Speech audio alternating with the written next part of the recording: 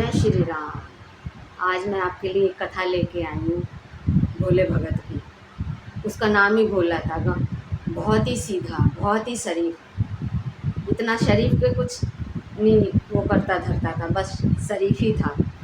घर वाले भी कुछ कहते थे, काम कर लो, भाई बहन भाभी भाभी सब लोग यही कहते थे काम करो, लेकिन वो इतना भोलाता था कि वो कुछ काम ही नहीं करता था। बस ये कहता था कि हम कुछ कर ही नहीं सकते, हम कुछ ही नहीं कर सकते। तो भाई भी कहने लगे क्या नहीं कर सकते, कुछ करो, खेत जोत लो, खेत में कुछ लगा लो। नहीं, हम कुछ नहीं कर सकते। वो बहुत ही ज़्यादा भोला था कि गांव वाले भी उसको भोला कहने लगे। तो भाई भी क्या करते, इतना भोला आदमी कुछ करता ही नहीं, बस खाता था। उसे खाने का बहुत शौक़ था, बस खाता था और पड़ जाता था। घर वाले भाई भी कब तक उसे सहन करते। उन्हें उसे घर से निकल दिया, जब तुम काम नहीं कर सकते तो निकलो हमारे घर से, जाओ कहीं भी। जब उसे घर से निकाल दिया तो भोले को बहुत चिंता हुई कि अब कहाँ जाए, कहाँ से मिलेगा ये खाने को। और वो घर से चल दिया। चलते चलते उसे एक आश्रम मिला। आश्रम में बाबा जी लोग रहते थे। तो बाबा जी से पूछा, बाबा जी हमको भी यहाँ रख लो। तो बाबा जी ने कहा, यहाँ रख लें तुमको, क्या करोगे, क्या कर सकते हो। यहाँ पे आरती होती है, पूजा पाठ होता है, सब करना है, करोगे। हाँ बाबा जी, आरती पूजा पाठ सब कर लेंगे, और खाने को तो मिलेगा। भोले ने पूछा खाने का क्या है, क्योंकि उसे तो पेट की ही चिंता थी, क्या खाएगा क्या नहीं खाएगा करके, खाऊंगा मैं। तो उसने कहा हाँ हाँ, बाबा जी ने कहा हाँ हाँ, खाने की चिंता मत करो। और तो भोले भगत ने देखा कि अंदर से और 2-3-4 मोटे मोटे साधु आ गए। तो साधुओं को देख के उसने सोचा, हाँ यहाँ खाने पीने का सही प्रोग्राम है, साधु भी अच्छे हष्ट पुष्ट हैं। साधु को क्या चिंता थी, खाना और पूजा पाठ, यही तो साधुओं का काम है। तो उसने कहा, भोले ने, बाबा जी खाने पीने का, हाँ खाने पीने का सही है, 2 टाइम का प्रसादी मिलती है, प्रसादी भोग है, वो सब आपको मिलेगा। तो उसने कहा, महाराज 4 बारी नहीं हो सकता। तो साधु महाराज ने कहा, कोई बात नहीं, 4 के बदले 5 बारी खाओ, यहाँ पे बहुत कृपा है प्रभु की। तो भोला तो बहुत खुश हुआ। बस क्या करता था, वहाँ पे सवेरे पूजन शाम को पूजन में रह के ताली बजाता था अच्छे से, और बस ताली बजाता था, और जैसे ही भगवान जी को भोग लगा, कीर्तन हुआ, बस वो खाने लग गया।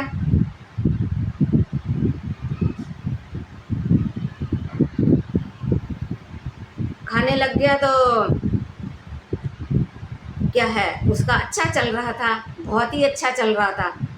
चलते चलते ऐसा हुआ कि बीच में 15 दिन बाद तो एकादशी आ जाती है। बीच में आ गई एकादशी, उसको तो पता ही नहीं था कि अभी मेरे सिर के ऊपर पहाड़ टूटने वाला है। एकादशी आ गई तो देखा आज कुछ खाना ही नहीं पक रहा, खाना नहीं पक रहा। तो उसने पूछा क्या हो गया, आज खाना वाना नहीं पक रहा, प्रसादी नहीं पक रही। तो उसने कहा, जो थे भंडारी महाराज, जो सेवक जन थे खाना पकाने वाले, आज तो एकादशी है, आज कुछ नहीं होएगा, आज खाना नहीं खाते, आज के दिन बस उपवास रखते हैं। तो नहीं, वो फिर भागा गया साधु महाराज के पास।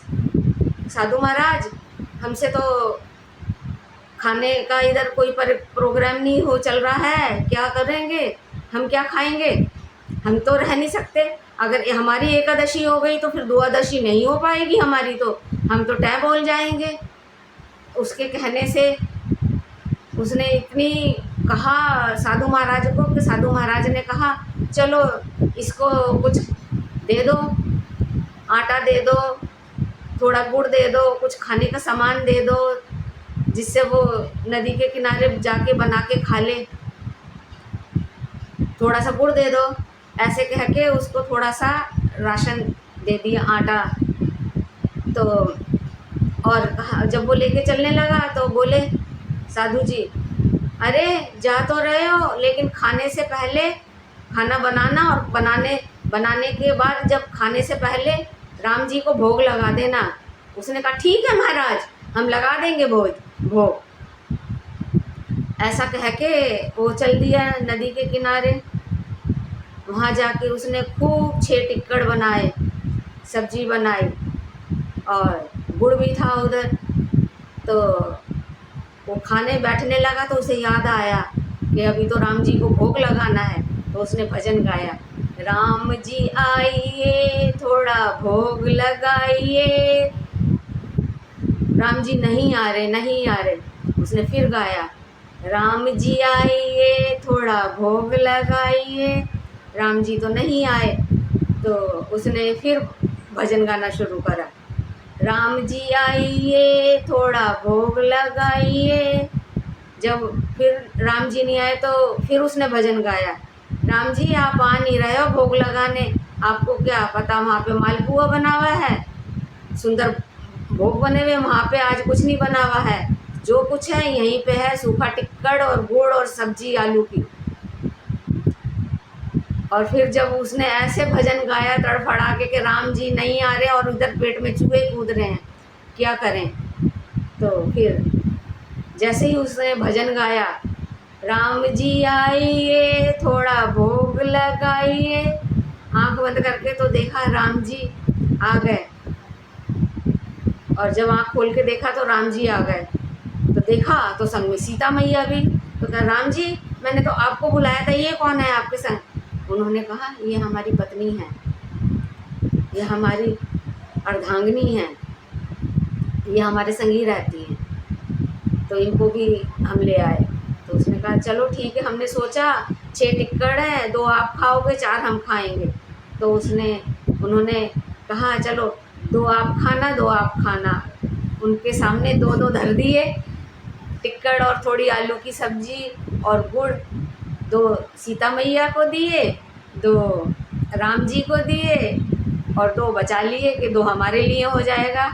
तो सीता मैया को उसके हाथ का खाना इतना अच्छा लगा कि उन्होंने कहा आधी हमको और दे दो। उन्होंने आधी और सीता मैया को दे दी। तो आधी जो बची तो वो राम जी ने कहा चलो ये आधी हम खा लेते हैं। वो उन्होंने राम जी ने ले ली और फिर बची एक ही रोटी भोले भगत के लिए। भोले का नाम तो भोला था, लेकिन आश्रम वालों ने गुरुजी ने उसका नाम राम शरण रख दिया था, क्योंकि राम की शरण में आया तो उसका राम शरण नाम रख दिया था। अब उसको राम शरण के ही नाम से पुकारा जाता था। एकादशी भी थी और वो खाना वगैरह लेके चला गया। ये बात उसने किसी को नहीं बताई। उसे तो यही पता था कि जब राम जी को मंदिर में भोग लगाने जाते हैं तो पर्दे तो बंद हो जाते हैं, तो ऐसे ही आते होंगे, तो ये नॉर्मल सी बात है। तो उसने ये बात किसी को नहीं की, वो तो हमेशा आके खाते हैं, तो ये बताने की तो कोई बात थी नहीं। तो उसने किसी को ये बात नहीं बताई। ऐसे करके 15 दिन बीत गए। फिर दूसरी एकादशी आई। फिर वो कि फिर आज खाना नहीं पकेगा, आज एकादशी है। तो उसने कहा महाराज थोड़ा आटा ज़्यादा दे देना, आज वहाँ पे एक भगवान के बदले 2-2 भगवान आ जाते हैं। तो भंडारी जी महाराज ने सोचा ये तो वैसे ही पेटू है, ज़्यादा ही खाता है, तो इसीलिए ज़्यादा मांग रहा है। तो उन्होंने थोड़ा आटा और बढ़ा के दे दिया। उसके बाद फिर वो गया, फिर उसने पूजन किया, खाना बनाया और फिर खाना बना के जैसे ही रखा भोग तैयार करके, फिर उसने गाना गाया, श्री राम आइए थोड़ा भोग लगाइए। तो श्री राम जी आए। श्री राम जी के संग उनकी सीता मैया आई और फिर उनके संग उनके भाई आए, लखन भैया।